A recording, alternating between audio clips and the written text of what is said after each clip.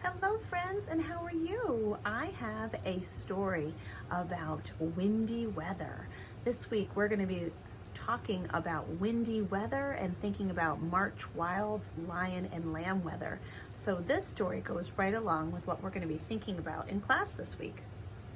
This is called The Wind Blew, and it is written and illustrated by Pat Hutchins.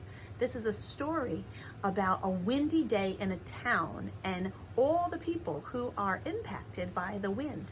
I want you to try and focus on listening to the sequence of the story today.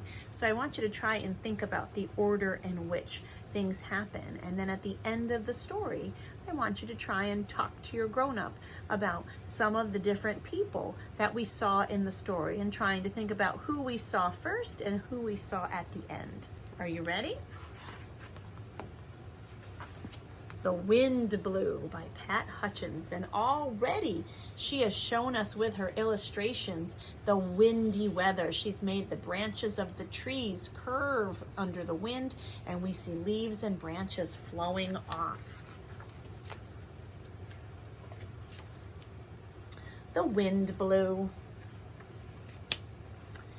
It took the umbrella from Mr. White and quickly turned it inside out. It snatched the balloon from little Priscilla and swept it up to join the umbrella. Can you see who might be added next into our story? We kind of get a sneak peek with our pictures. And not content, it took a hat, and still not satisfied with that, it whipped a kite into the air and kept it spinning round up there. It grabbed a shirt left out to dry and tossed it upward to the sky. It plucked a hanky from a nose, and up and up and up it rose. It lifted the wig from the judge's head and didn't drop it back instead. So the wig joins all the other objects that are being taken by the wind. Can you remember the order of objects? It whirled the postman's letters up as if it hadn't had enough. It blew so hard it quickly stole a striped flag fluttering on a pole. It pulled the new scarves from the twins and tossed them to the other things. We've got a whole train of people all chasing after their objects that are being pushed by the wind. It sent the newspapers fluttering around, then tired of the things it found. Can the wind really get tired? Does the wind have feelings?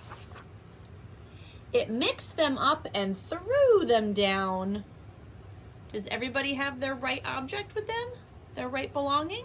Or is everyone mixed up?